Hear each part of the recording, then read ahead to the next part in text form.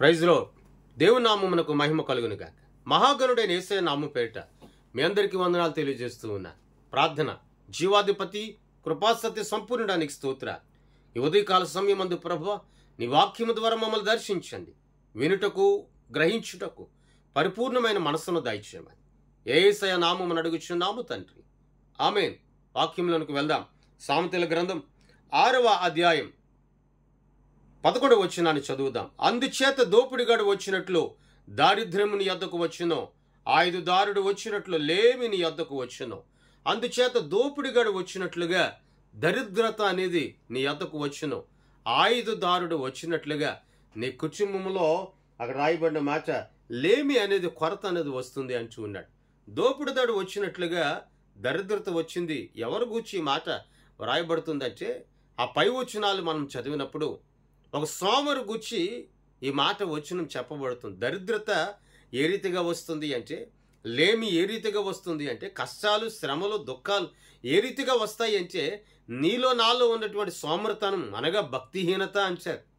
ఈ సోమర్తనం అనేది ఎవరిలో అయితే ఉండదో, ఎవరైతే సురుకుగా పని చేయగలిగిన వాడుగా ఉంటాడో, ఎవరైతే సురుకుగా దేవుని సన్నిధిలో మోకరలగలుగుతాడో, ఎవరైతే సురుకుగా జీవము కలిగిన దేవుని వాక్యాన్ని వినడానికి ఆశ కలిగి ఎదురు చూస్తూ ఉంటాడో, ఆరాటపడుతూ ఉంటాడో, ఎవరైతే సురుకుగా సజీవమైనటువంటి దేవుని మాటల ద్వారా దర్శింపబడి నడిపించబడగలుగుతాడో, వాడి నిత్యము కూడా దేవుని మహాఘనతను అనుభవిస్తాడండి. ఈ రోజున ఈ ఉదయకాల సమయం ఉంది చాలామంది రేపు చేద్దాంలే ప్రార్థన, రేపు విందాంలే వాక్యం, రేపు వెళ్దాంలే మందిరానికి, రేపు ఇద్దాంలే దేవునికి దశమ భాగం, రేపు ఇద్దాంలే దేవునికి కానుక, ఇలాగని ఇదే తరహాలో ఇదే పద్ధతిలో ఉన్నారు. కానీ వాక్యం సెలవిస్తుంది, దరిద్రత ఎందుకు పోవడం లేదు, లేమి కష్టాలు ఎందుకు పోవడం లేదు, కొరతలు ఎందుకు పోవడం లేదు అంటే, ఇదిగో సోమర్థనాన్ని నువ్వు విడిచిపెట్టకపోవడం వలన.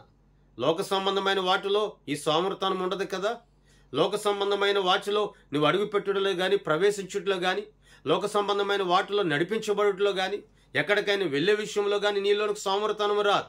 జీవము కలిగిన దేవుని మందిరంలో అడుగు పెట్టడానికి కానీ, మోకరిల్లడానికి కానీ, ప్రార్థించడానికి కానీ, ఆయన సేవించడానికి కానీ సోమర్థనం వస్తుందండి. జాగ్రత్త. దేవుని వాక్యములు అంటాడు, దరిద్రత నీ అంటే వస్తుంది, లేమనేది నీ కుటుంబంలో ఉంటుంది. దానికి కారణం విడిచిపెట్టి సోమర్థనాన్ని. అక్కడ అంటాడు పై వచనంలో, సేవల చెంతకు వెళ్ళు, వాటి నడత చూచి నువ్వు నేర్చుకో అన్నాడు. ఎందుకంటే మానవుని జీవితాన్ని, మానవుని యొక్క సోమర్థనాన్ని, భక్తిహీనతను చీమతో దేవుడు పోల్చాడు. అది ఎంత చక్కగా నడుస్తుందో చీమ, ఎంత పద్ధతిగా నడుస్తుందో, ఎంత క్రమంలో నడుస్తుందో అంటే, ఈనాడు నువ్వు జీవం కలిగిన దేవుని మందిరంలో చేర్చబడడానికి కానీ, ఆయన వైపు చూడడానికి కానీ దరిద్రతను లేక దరిద్రతను లేమిని విడిచిపెట్టడానికి ఇవన్నీ కూడా అహం అనేది, సోమర్థనం అనేది అడ్డొస్తుంది.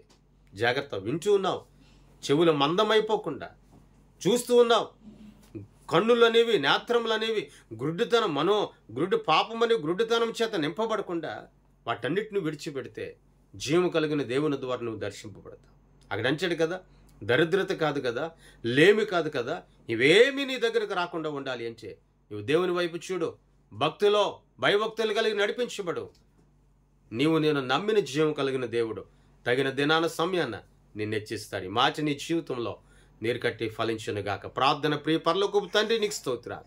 జీవాధిపతి, నీకు వందనాలయ్యా. ఈ మాట ద్వారా మేము దర్శింపబడ్డుకు సహాయం చేయండి. దరిద్రతను లేమియు విడిచిపెట్టుటకు సహాయం చేయండి. తోడై ఉండండి, బలపరచండి, ఆదరించమని యేసయ్య నామమున అడుగుచున్నాము తండ్రి.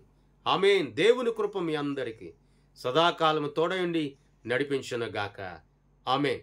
మీ అందరికీ వందనాలు తెలియజేస్తాను.